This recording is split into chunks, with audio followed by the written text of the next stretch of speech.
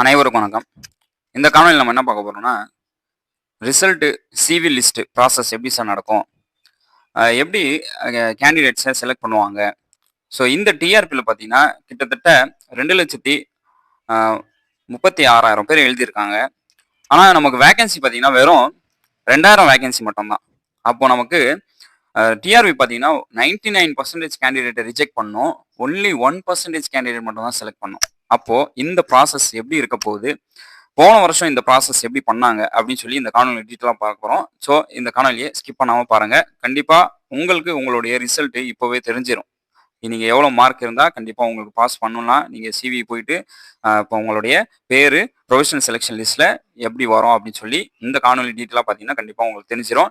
கண்டிப்பாக உங்களுக்கு ஒரு ஆர்வமாக இருக்கும். ஏன்னா நான் எக்ஸாம் எழுதிட்டு கூட எனக்கு அந்த மாதிரி தான் இருந்துச்சு. செலக்ட் ஆகுமா ஆக மாட்டோமா, நம்ம சிவிக்கு போவோமா, நம்ம பேர் லிஸ்ட்டில் வரோமா, அதுக்கப்புறம் நம்ம பேர் ப்ரொவிஷனல் லிஸ்ட்டில் வரோமா அப்படின்னு சொல்லி நம்ம ஒரு பயத்தோடையே இருப்போம் இந்த நேரத்தில்.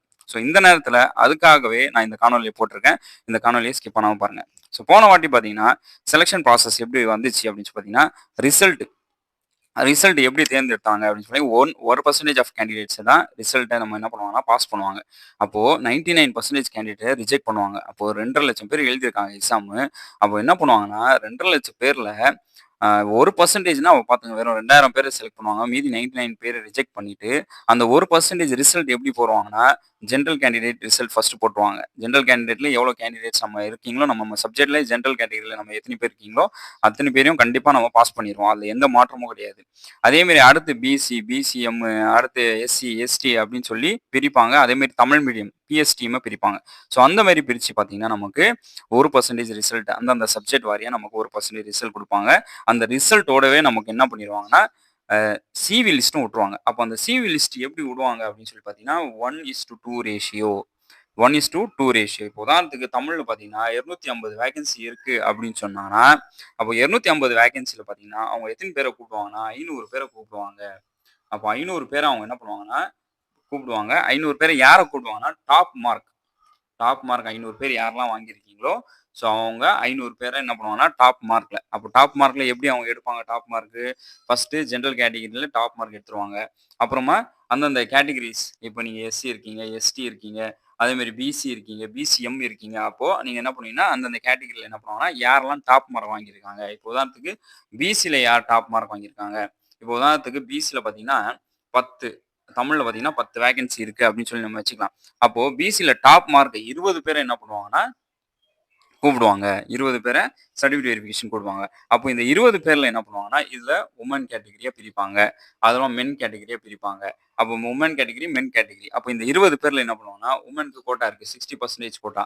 அப்போ 60% கோட்டாவை உமன்ல செலக்ட் பண்ணிட்டு, அதுக்கப்புறம் மென் கேட்டகரியில செலக்ட் பண்ணுவாங்க. ஸோ இந்த மாதிரி செலக்ட் பண்ணிட்டு தான் மீதி பேரை என்ன பண்ணுவாங்கன்னா, ரிஜெக்ட் பண்ணுவாங்க. அப்போ 1:2 ரேஷியோ அப்படின்னு சொன்னா 10 வேகன்சி இருந்தீங்கன்னா 20 பேரை கூப்பிட்டு 10 பேரை ரிஜெக்ட் பண்ணி 10 பேர் செலக்ட் பண்றதுதான் 1:2 ரேஷியோ. போன வாட்டி இப்படி தான் 1:2 ரேஷியோ போட்டு என்ன பண்ணீங்கன்னா ஷார்ட் லிஸ்ட் சர்டிஃபிகேட் வெரிஃபிகேஷனில் இந்த கொடுத்துருக்காங்க. சர்டிஃபிகேட் வெரிஃபிகேஷன் நடந்த ஆண்டு அதுக்கப்புறம் 1:2 ரேஷியோ 17 சப்ஜெக்ட் உண்டான டிஆர்பி போர்டு நடந்துச்சு. ஸோ இதுக்குண்டான இப்போ சிவி ப்ரொவிஷனல் லிஸ்ட் நம்ம செலக்ட் பண்ணியிருக்கோம். So certificate verification has been conducted அப்படின்னு சொல்லியிருக்காங்க. Schedule during the certificate verification and original education qualification certificate and CV இதெல்லாமே செக் பண்ணிட்டு finalise base on the notification. So நோட்டிஃபிகேஷனில் நம்ம சர்டிஃபிகேட் நோட்டிஃபிகேஷனில் என்னென்ன வேகன்சி கொடுத்துருக்கீங்களோ அந்த வேகன்சி படி base on the finalise base on the notification government order other rules violated.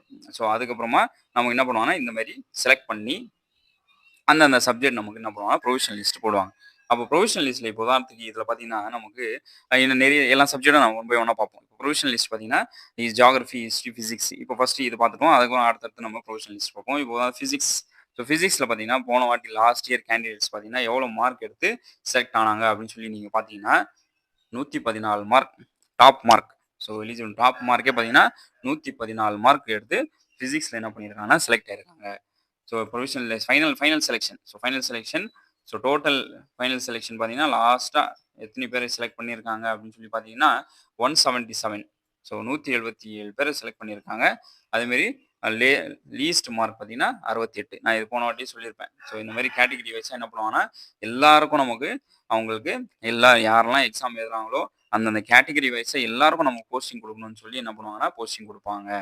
எல்லாருக்கும் posting குடுப்பாங்க பார்த்துங்க. ஸோ இதுதான் நம்மளுடைய ரிசல்ட் அந்த சிவி ப்ராசஸ். இப்போ நம்ம இது ஃபிசிக்ஸ்க்கு பார்த்தோம். ஸோ அதுக்கு அதே மாரி பாருங்க. ஹிஸ்ட்ரி பாருங்க அதே மாரி நமக்கு குடுத்துருப்பாங்க. ஸோ ஹிஸ்ட்ரி பாருங்க டாப் மார்க் 113 மார்க். 113 மார்க் வாங்கி டாப் மார்க்ல செலக்ட் ஆயிருக்காங்க. ஸோ அதே அதே பார்த்தீங்கன்னா லீஸ்ட் மார்க். ஸோ ஹிஸ்ட்ரியில பார்த்தீங்கன்னா லீஸ்ட் மார்க் பார்த்தீங்கன்னா வெறும் 75 மார்க் வாங்கி கூட போஸ்டிங் வாங்கியிருக்காங்க. ஸோ 75 மார்க் வாங்கி கூட போஸ்டிங் வாங்கியிருக்காங்க. ஸோ இது நம்ம யாரெல்லாம் கம்மியான மார்க் வாங்கியிருக்கீங்களோ 75 மார்க் வாங்கிட்டு பயந்துட்டு இருக்கீங்களோ நீங்கள் பயப்பட தேவையில்ல. உங்களுக்கும் வாய்ப்பு கிடைக்கிறதுக்கு அதிகமான வாய்ப்புகள் இருக்கு. உங்களுக்கும் வாய்ப்பு கிடைக்கும். ஸோ இதில் பாருங்க ஜிடியில் பார்த்தீங்கன்னா 89. ஸோ 89 89 பேர் வாங்கியிருக்காங்க. அதில் 71 கூட என்ன பண்ணியிருக்காங்கன்னா மார்க் வாங்கியிருக்காங்க. 71 கூட மார்க் வாங்கியிருக்காங்க. ஸோ அதேமாரி நம்ம என்ன பண்ணலாம்னா இந்த மாதிரி ஒரு ப்ரொஃபஷனல் லிஸ்ட்டு சிவி லிஸ்ட்டு வந்தோடனே என்ன பண்ணுவாங்கன்னா நான் ஃபஸ்ட்டு ரிசல்ட் வந்தோடனே நமக்கு இந்த சிவி லிஸ்ட்டு விட்ருவாங்க. சிவி லிஸ்ட் பேஸ் படி நமக்கு என்ன பண்ணுவாங்கன்னா ப்ரொஃபஷனல் லிஸ்ட்டு விடுவாங்க.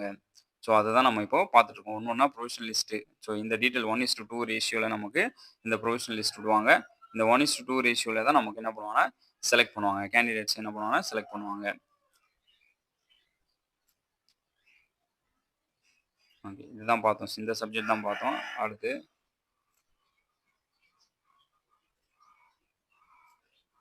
ஓகே. ஸோ அதனால் நிறைய பேர் 75க்கு மேலே வாங்கிட்டோ சில கவலைப்பட்டுட்டு இருப்பீங்க. அதேமாரி ஜாலஜிலையும் எக்கனாமிக்ஸும் பாருங்கள். அதேமாரி zoology, economics, physics. Okay. So உங்களுடைய ப்ராசஸ் பார்த்தீங்கன்னா 1:2 ரேஷியோ ப்ராசஸில் நமக்கு கேண்டிடேட்ஸ் பார்த்தீங்கன்னா செலக்ட் பண்ணுவாங்க. யாரெல்லாம் 75 பிலோ 75 வாங்கினவங்க பார்த்தீங்கன்னா அடுத்த எக்ஸாமுக்கு ரெடி ஆயிருங்க. யாரெல்லாம் பிலோ 75 வாங்கியிருக்கீங்களோ நீங்கள் அடுத்த எக்ஸாமுக்கு ரெடி ஆயிருங்க. ஏன்னா அதை நம்பிட்டு இருக்கிறது நம்ம பிரயோஜனமே கிடையாது.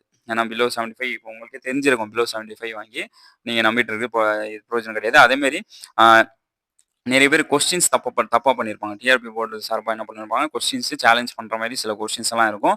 கண்டிப்பாக அந்த கொஸ்டின்ஸ் எல்லாம் சேலஞ்ச் பண்ணிடுங்க. ஏன்னா இந்த வாட்டி நம்ம சேலஞ்ச் பண்ணாதான். ஏன்னா நம்ம ரிசல்ட் வந்ததுக்கப்புறமா அந்த சேலஞ்சு 2 நாள் 3 நாள் கொடுப்பாங்க. அது சேலஞ்ச் நம்ம பண்ணாமல் விட்டுட்டோம்னா மற்றவங்க பண்ணிடுவாங்க நம்ம பண்ண வேணாம் அப்படின்னு சொல்லி விட்டுட்டோம்னா அது வேலைக்கு ஆகுது. நம்ம தான் பண்ணணும். ஸோ நமக்கு மார்க் தேவைன்னா நம்ம தான் பண்ணணும். ஸோ அப்போ தான் நமக்கு அந்த மார்க் கிடைக்கும். அதனால சேலஞ்ச் கொஸ்டின் கூட நீங்கள் எடுத்து என்ன பண்ணுங்கன்னா சேலஞ்ச் பண்ணுங்கள். கண்டிப்பாக நமக்கு இந்த வாட்டி யாரெல்லாம் 75 அபவ் வாங்கியிருக்கீங்களோ நீங்கள் தைரியமாக இருக்கலாம். பிலோ 75 நீங்கள் அடுத்த எக்ஸாமுக்கு படிக்க ஆரம்பிச்சிடலாம். ஸோ கண்டிப்பாக இது உங்களுக்கு புரிஞ்சிருக்கும். ரிசல்ட்டும் சிவி ப்ராசஸும் கண்டிப்பாக புரிஞ்சிருக்கும். வேறு ஏதாவது டவுட்ஸ் இருந்தால் நீங்கள் கமெண்ட்டில் சொல்லுங்கள். கண்டிப்பாக அதுக்கு உண்டான ரிப்ளை நான் பண்ணுறேன். ஸோ அனைவருக்கும் வாழ்த்துக்கள். எல்லாரும் கண்டிப்பாக இந்த ஆண்டு அரசு முதுகலை ஆசிரியர் ஆகணும் அப்படின்னு சொல்லி வேண்டிக்கிறேன். ஸோ அனைவருக்கும் வாழ்த்துக்கள். நன்றி, வணக்கம்.